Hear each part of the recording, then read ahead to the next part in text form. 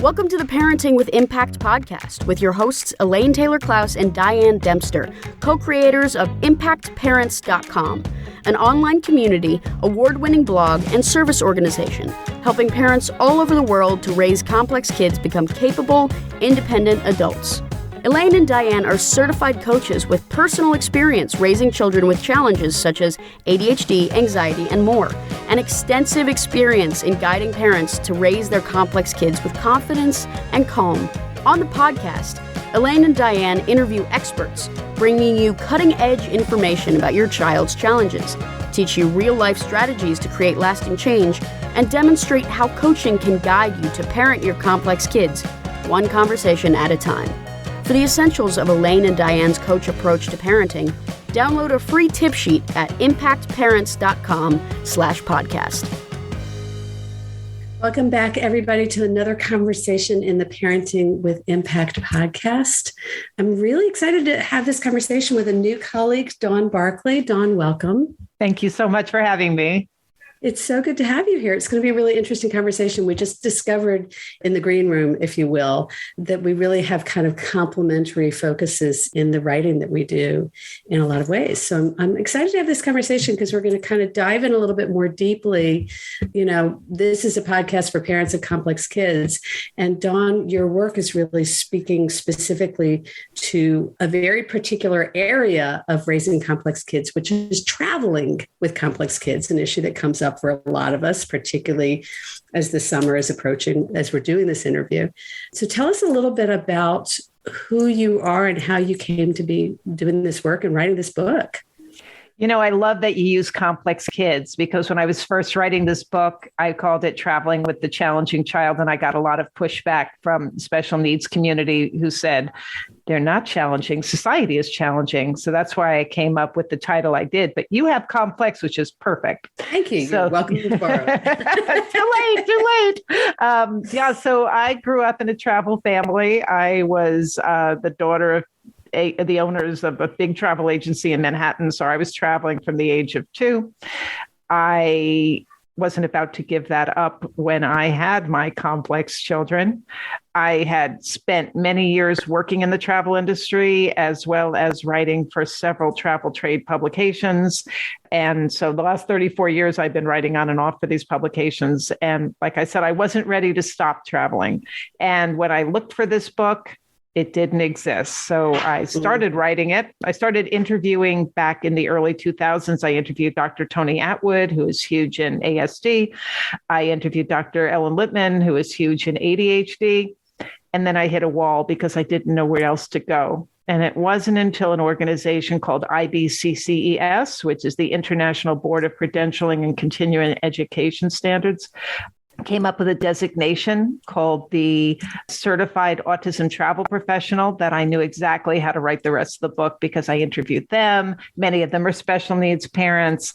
They introduced me to their clients who were willing to speak to me. And then there was a lot more information on the internet in 2019 than there was back in 2000. So that plus 2 years with a lot of free time, thanks to a pandemic, I finally got the book done.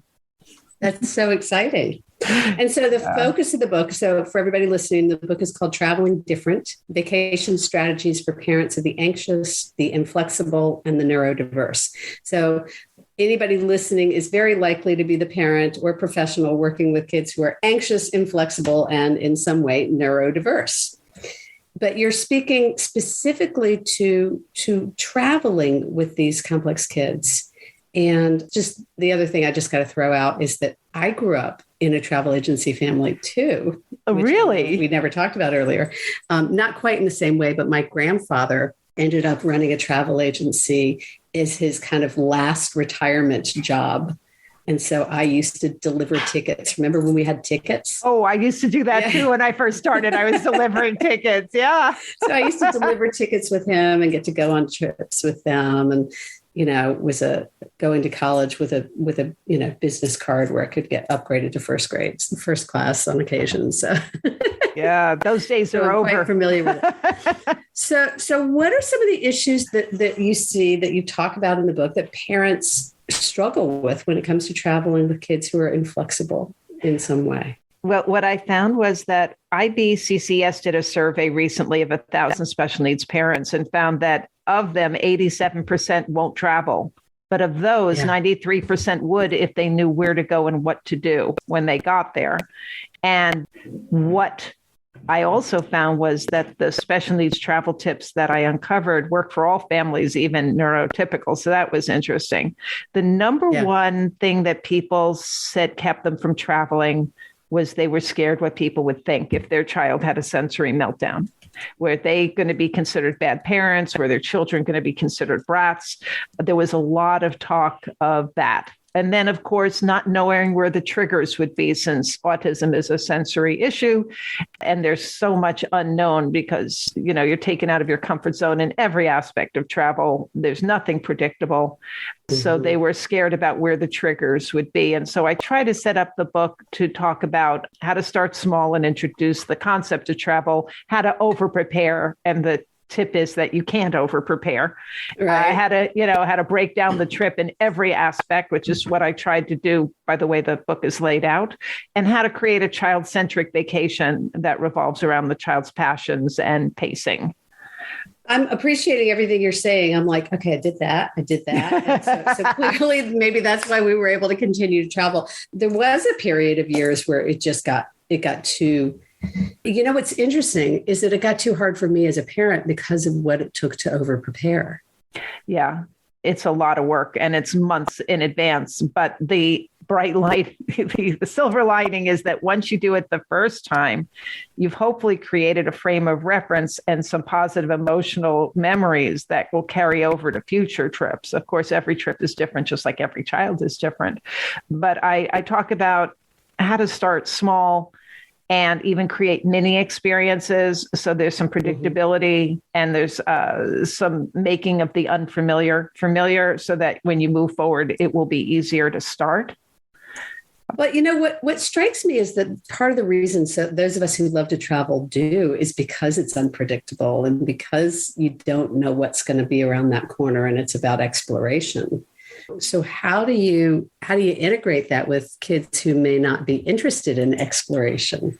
Yeah, by introducing things early. So you and I might say, oh, it's going to be so exciting. Kids like routine. They like predictability, as I'm sure you know. So how do you start small? How do you introduce the concept of travel, especially when you've probably got a lot of 4-year-olds now who haven't been out of the house or that they can remember because of COVID. So you have this pent up demand for travel now.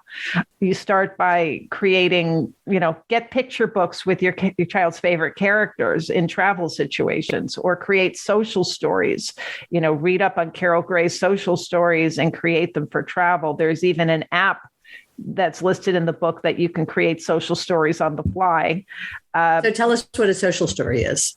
It is a narrative from the child's point of view that will cover various aspects of whatever you want to talk about. So for a trip, say to Florida, you might talk about who they might run into, what the activities might be, the fact that their parents will always be there with them no matter what, and some experiences they can look forward to that they might enjoy.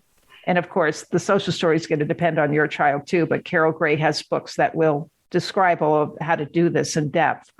Role playing is important. Videos of every aspect of the trip are available either on YouTube or from the suppliers.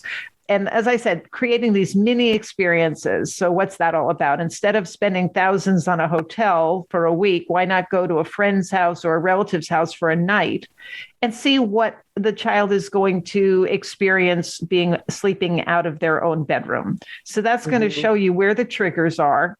And so you might know that you should travel with your own sheets and blankets that have the familiar texture and smell of home, or you might bring your own toiletries, or you might need a fan to drown out the noise from the hallway, or their favorite toys, or a lamp, whatever it is that your child needs to feel comfortable. For camping, maybe you set up a tent in the backyard and experience that.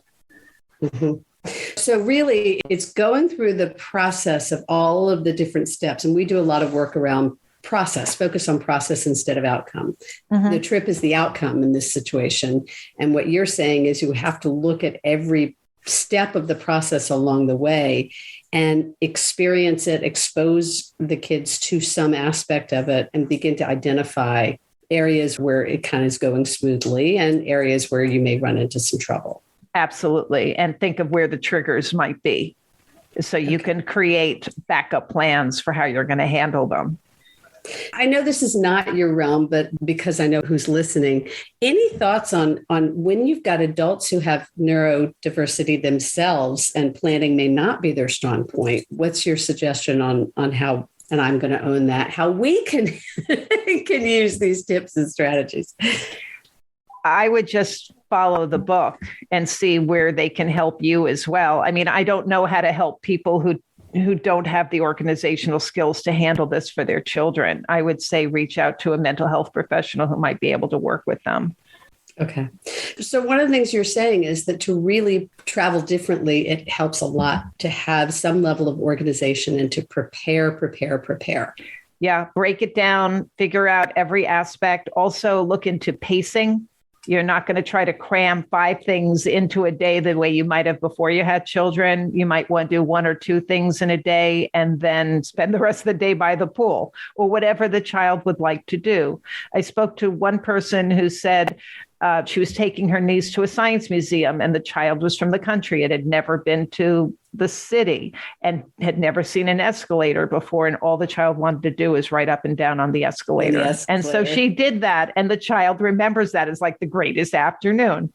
So you have to be flexible and, and see what the child likes. One of the things I talk about in creating a child-centric vacation is play on the child's passions and interests. So autistic children with autism have tons of specialized interests, whatever they might be. They might spend 26 hours a week just talking about them or studying them. So why not build a trip around them? And so in the book, I list all of the special interests that I could think of after speaking to various parents, and then where in the country they could experience, whether they want a train museum or an insectarium or a dinosaur museum or whatever their interest is. Yeah, I have this very strong memory of taking the family to Costa Rica, and we went to a bat museum, a frog museum, a butterfly museum. It was like every single thing we did was outdoors in nature, playing to there. And those were the tourist things to do, but I was not, and the other piece is sort of dancing with, here's what you're interested in, here's what I'm interested in. Let's get us all. And let's make sure everybody gets something we like. Yeah, absolutely. Because I think that if the child has something to look forward to that's designed especially for him or her, it's going to make the more mundane aspects of the trip more bearable because they have something to look forward to. Yeah. So how do you talk about having the family kind of work together? We would call it collaboratively. Do you bring the kid into the process of planning in any way? The parents I spoke to absolutely do. What they might do is decide on 2 or 3 options of where they want to go, all approved by you, and then leave it up to the child to pick. Also, what you're going to do during each day, give them some choices, get some buy-in, let them help pack their clothes, let them help pick the clothes to pack, let them have a backpack if they can handle it that has the special things that they need and they want, so that they have some ownership over the trip and a vested interest in its success. Yeah. And it's so consistent with everything that we talk about at Impact Parents, is that a lot of these kids, they're anxious and inflexible because they feel out of control. And so the more that we can give them a sense of control, and that's really what I'm hearing from you, that's, ownership buy-in is all about giving them a sense of being able to control some part of their destiny. Right. And that's why experiencing aspects of the trip ahead of time also gives them some ownership because they know what to expect.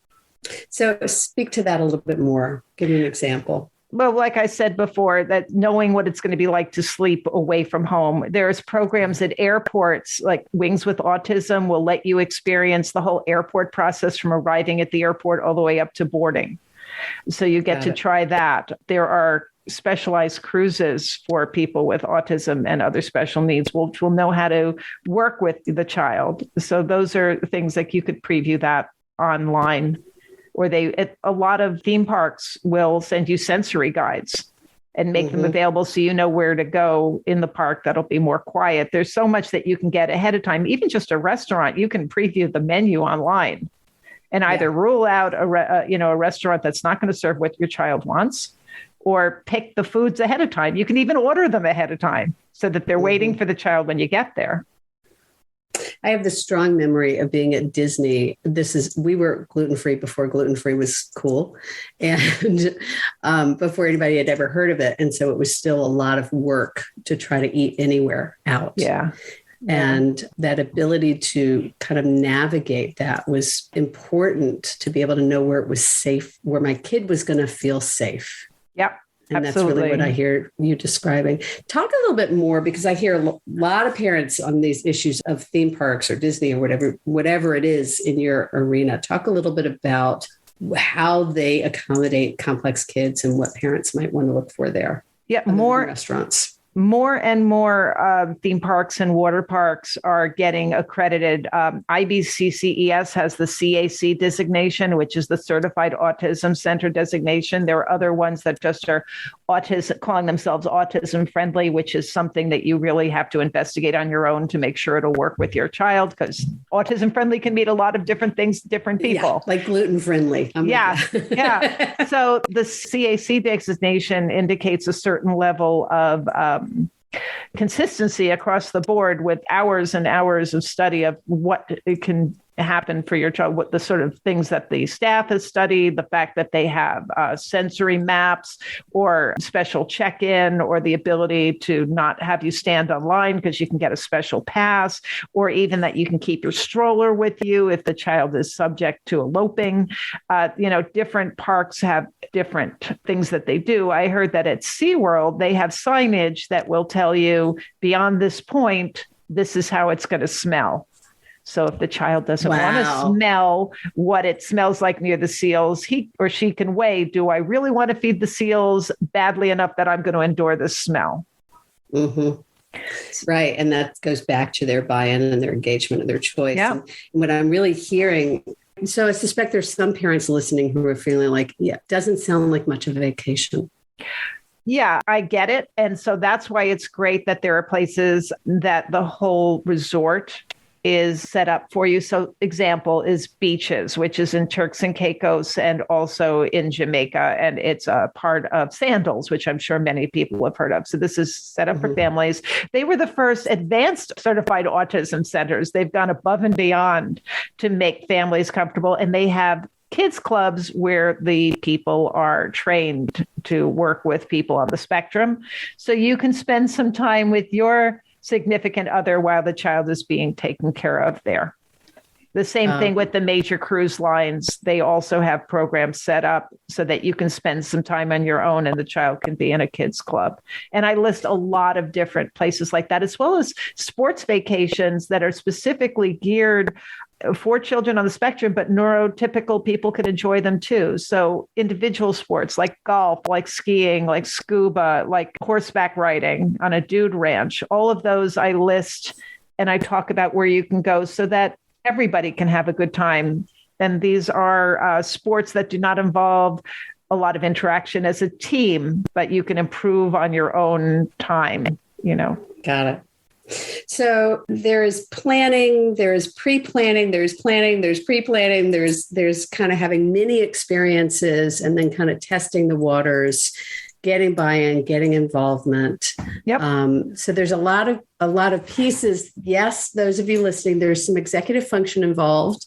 And so you may need some support, or you may need to enroll someone to work with you to help you anticipate and really think through the process. And it sounds like there may be some resources for you in Dawn's book as well. Yes. Also Certified Autism Travel Professionals who have taken lots of training to be able to help you are the people I interviewed. And this is what they do. And I list a bio for everyone that I interviewed in the book, and then how to find them and others. So they can put it together for you if you tell them what your needs are.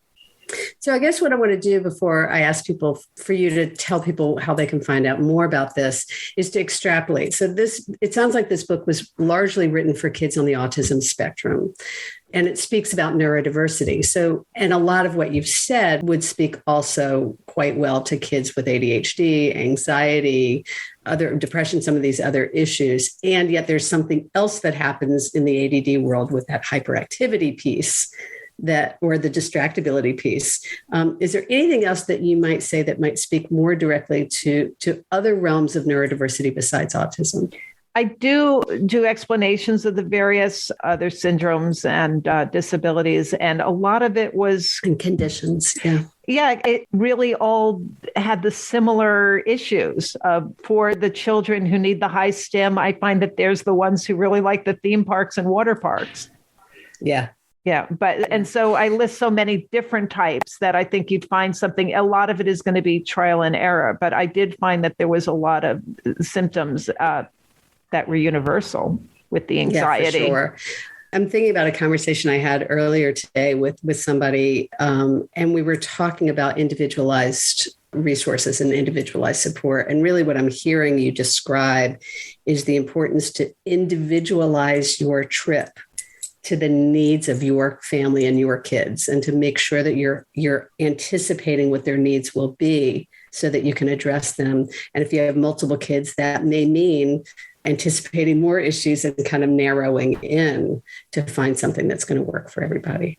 Totally. And that's why I really do urge anybody who reads my book and looks at maybe 15% of the book are the places you can go, as opposed to the strategies you can use. And with the places you can go, call them and do your due diligence and make sure that what they offer is right for your child, and offer also when they offer it is when you're going to be in town. There might be a museum that has a sensory afternoon one day a month. Make sure it's the day you're in town. So it's great. Don't take everything I've listed as gospel. Double check. Yeah, that's fabulous. So once again, Dawn, your book is? Traveling Different: Vacation Strategies for Parents of the Anxious, the Inflexible, and the Neurodiverse. And we've got a link to it in the show notes so that you'll be able to access it. And whether you're listening to this during pre-order time or post-order time, you'll be able to access it directly from the show notes. Also, I have a website called travelingdifferent.com, and that will update the book. Excellent. And have some additional stories that were not in the book. So it's worth checking as well. Travelingdifferent.com. Right. 1L. And again, yeah, right. And again, all of this will be in the show notes for you. So Dawn, thank you for being here, for doing this work, and for providing this resource. I think it's going to be amazing for a lot of parents. Is there anything we haven't touched on today, or anything you want to kind of wrap up? Just to not have expectations of the fact that even if you go to the happiest place on earth, don't expect it to always be the happiest place on earth. This is all trial and error. Give yourself a break, and realize that it might not be perfect this time, but also you will be able to order the book online or in bookstores. And my email address is in the book. If you find that I've opened up the world to you in any way, or if you find things that you've experienced that are different than what I've written, please write to me, because you might end up in the blog or in an upcoming future edition. Fabulous. So last question for you. Do you have any final quote or motto that you'd like to share with our listeners? Yeah. When I was pregnant with my first child, I was told that every mother is entitled to 2,000 mistakes. And I think that's very, very helpful. I'm sure I exceeded my quota. I was going to say, I think 2,000 is not quite a generous enough quota, but. Yeah, but it does make you realize that no one's perfect and you're doing the best that you can. Love it. Thank you. My guest has been Dawn Barr, who's written a book on traveling different: vacation strategies for parents of the anxious, the inflexible, and the neurodiverse. And thank you for being here with us. And to those of you listening, thank you for what you're doing for yourself and for your kids. At the end of the day, you make an enormous difference. Take care, everybody. You've been listening to the Parenting with Impact podcast with Elaine and Diane. For more information on the Impact Parents community, or to join Sanity School for Parents, please visit impactparents.com. If you like what you've heard, please share this podcast with friends who need similar guidance and subscribe wherever you listen to podcasts.